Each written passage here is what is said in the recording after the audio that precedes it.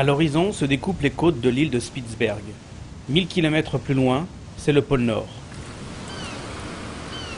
Dans cette contrée reculée, où il fait moins 5 degrés en moyenne, recouverte en partie par la banquise, seront déposés des échantillons de toutes les espèces de graines et semences identifiées ou produites autour du globe. Nous avons voulu savoir où en était l'avancée de ce projet unique au monde, aussi ambitieux que décrié.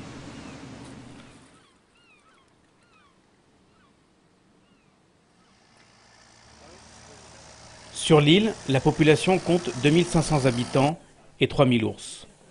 Dans la banque de graines, ce sera 4,5 millions d'échantillons qui pourront être stockés, soit 2 fois plus d'espèces que l'on ne connaît pour l'instant.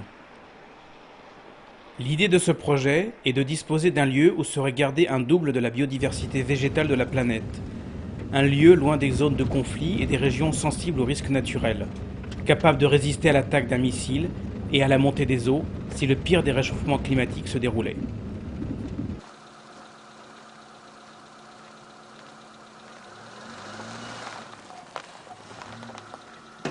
C'est le Global Crop Diversity Trust qui a voulu un tel lieu. On retrouve en son sein l'Organisation pour l'alimentation et l'agriculture des Nations Unies, la Banque mondiale et le groupe consultatif pour la recherche agricole internationale.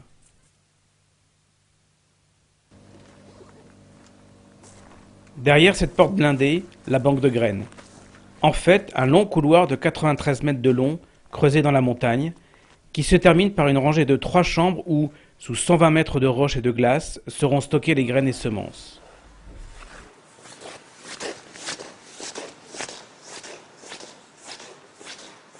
Il existe plusieurs types de collections de graines dans le monde, pour différentes utilisations. La première collection est la collection dite active. Elle sert directement la recherche. La seconde est la collection dite de base. Lorsqu'on manque de matériel dans la collection active, on se fournit dans la collection de base pour multiplier les échantillons, les envoyer à des scientifiques. La troisième, ce sont les procédures de sécurité. Vous envoyez l'ensemble de vos graines dans une banque de gènes et vous laissez tout ça en dépôt. Le quatrième type de collection, c'est la banque de graines du Svalbard, un coffre-fort.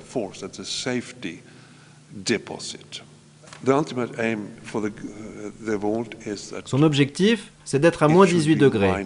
On considère que c'est la température optimale pour préserver les graines.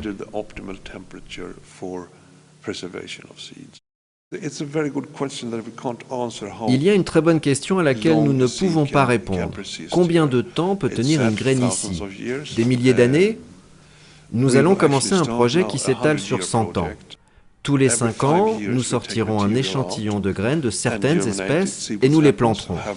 Est-ce qu'elles vont germer normalement? Vont-elles subir des mutations, d'autres changements?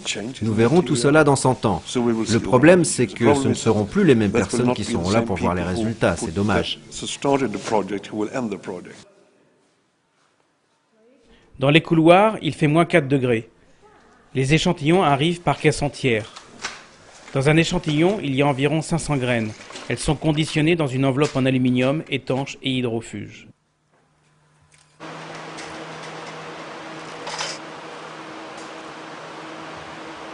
Cette grille représente une limite. Derrière, aucun visiteur n'est admis.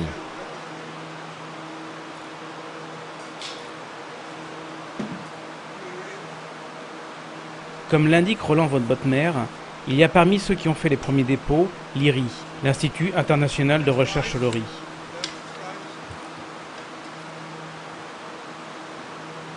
Des collections nationales canadiennes. Ou encore le ministère américain de l'Agriculture. Syrie, Afghanistan, Japon, Islande. À ce jour, tous les pays ou presque ont envoyé des échantillons au Svalbard. Le bilan provisoire au printemps 2011 est de plus de 645 000 échantillons déposés, un 7e de la capacité de stockage de la banque.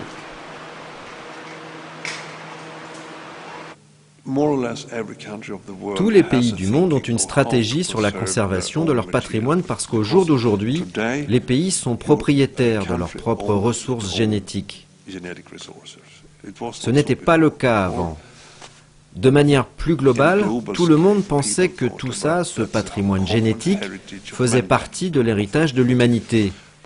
Mais la Convention sur la biodiversité stipule que chaque nation est propriétaire, qu'elle a la souveraineté sur son patrimoine génétique. Cela veut dire que nous devons réguler la manière dont nous pouvons échanger des matériels génétiques entre scientifiques et semenciers. Cela a été mis en place. Maintenant, scientifiques et semenciers peuvent avoir accès gratuitement au matériel. Mais si vous voulez exploiter ce matériel et en faire du commerce, vous devez payer des droits aux pays concernés.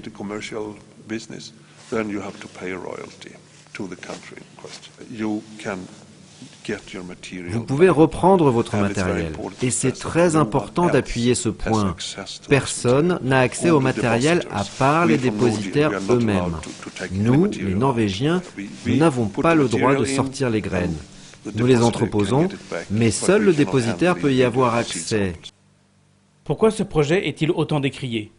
À cause de la présence des industries privées dans son financement.